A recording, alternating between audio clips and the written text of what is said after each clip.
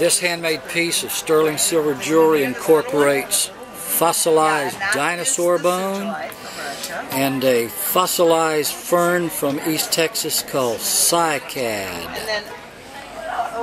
The lady's ring utilizes a cabochon that I cut from a mineral known as smithsonite. It has become quite rare. I believe it was named after the English gentleman who founded the Smithsonian Institution. This particular piece, an Art Deco motif, incorporates sugilite from South Africa, which has become an extremely rare stone, as well as imperial jasper of interesting character from Mexico. This Native American style piece incorporates a upper stone of spiny oyster shell. The bottom decoration stone is Chinese turquoise from Hubei province, and the the pink cabochons are from the Tennessee River Valley, and they are pink mussel shell.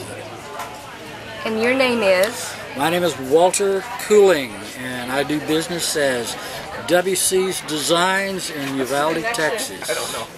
Hello, I'm Mary Carroll, and these are works that my father-in-law Richard and I build together, Richard Turner and I, and they're all made out of a galvanized steel material, and we've been doing these desert pieces for about 8 years now, and we just find that especially down here in Texas, people have an affinity for the metal cactus, and so this show's been a really good show here at Fayetteville, and we're excited to be here. And so a lot of people visiting from Houston and San Antonio and Austin, and so this is an area that's up and coming, I think, so we're excited to be here.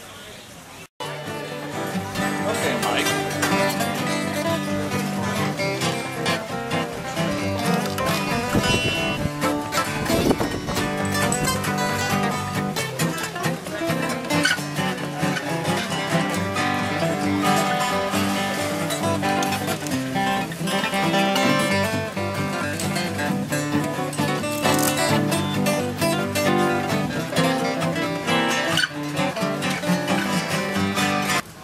Hi, my name's Jason Hooper.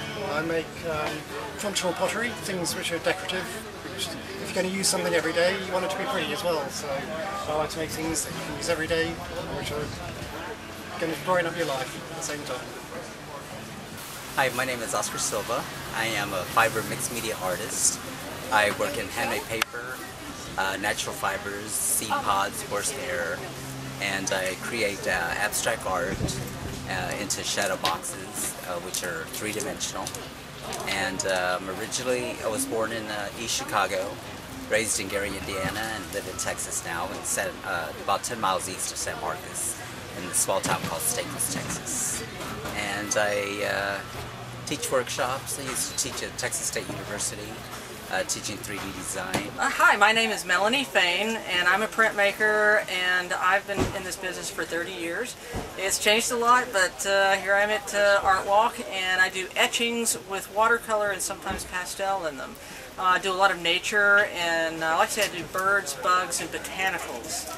And I back to nature, and I love what I do. It's a process that is creative as well as kind of scientific, because with the etchings it involves not only drawing, but it involves a process by which you etch lines into the surface of a plate, and then you have to ink that plate, wipe off the excess ink, and then pull a print, and then go back and hand color. It's an original process, but you can only get a certain number of pieces from that plate, so the additions have to be limited, which makes it a multiple original. So that's what an etching is. I've been educating people for 30 years on printmaking, and people seem to love my work, and I hope I can continue to help people learn what an etching is. Hi, my name is Susan Germond, and I make mixed media mosaics, which I've been doing for about 12 years. Previous to that, I was an art historian and actually took a class by chance on making mosaics in my free time, and it was a perfect fit.